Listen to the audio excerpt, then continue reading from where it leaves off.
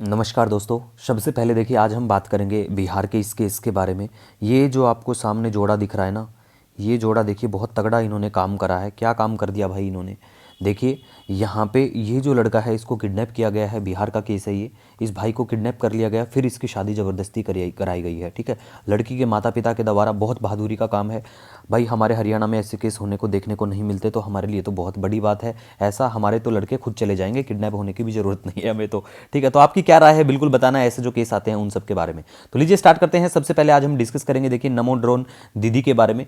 तो देखिए यहाँ पे जैसा नाम है वैसा ही काम है कि वोमेन जो है हमारी, वो बने integral stakeholders local farming supply chain का और रूरल प्रोस्पेरिटी में अपना योगदान दें, और इतना खास कुछ भी नहीं है। ठीक है, नेक्स्ट बात करेंगे यहाँ पे एयरपोर्ट कवर्ड जो है अंडर कृषि उड़ान स्कीम के 58 अभी तक हो चुके हैं। 7 एयरपोर्ट सबसे ज्यादा की अगर बात करें तो उत्तर प्रदेश के हैं। तो देखिए आप जिस भी स्टेट से बिलोंग करते हो, एक पीडीएफ में शेयर करूंगा टेलीग्राम पे, जाके देख लेना। और ये जितने भी आपके एयरपोर्ट कृषि उड़ान स्कीम के तहत उसमें आते हैं तो भाई वो देख लेना, पूछे जा सकते हैं पेपर में। नेक्स्ट बात करेंगे 1.5 billion tonne coal production by 2029-30, ये टारगेट है थोड़ा सा।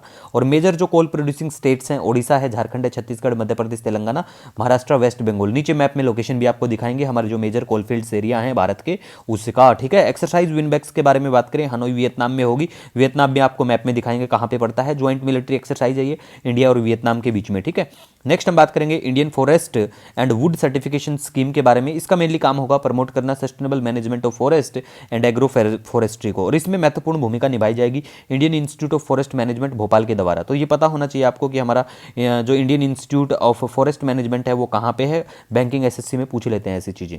नेक्स्ट हम यहाँ बात करेंगे गवर्नमेंट ने अचीव कर लिया है 10% एवरेज जो ब्लेंडिंग का हमारा टारगेट इथेनॉल इन पेट्रोल में, जून 2022 में ही पूरा ये टारगेट कर लिया था। जबकि ये टारगेट जो है पूरा करने का जो टाइम था वो नवंबर 2022 था, लेकिन हम लोगों ने पहले ही पूरा कर लिया था 5 महीने पहले। और अब हमारा टारगेट है 20% इथेनॉल ब्लेंडिंग का पेट्रोल में 2025-26। ठीक है, याद रखना, कई बार एग्जाम में पूछ लेते हैं डायरेक्ट कब तक का टारगेट है। ठीक है, रिसेंटली पूछा भी गया है, एसबीआई का एग्जाम हो चाहे कोई पीसीएस का एग्जाम हो। ठीक है, नेक्स्ट हम यहां बात करेंगे देखिए इंडिया का first 6 lane steel slag based road connectivity NH6 to Hazira port.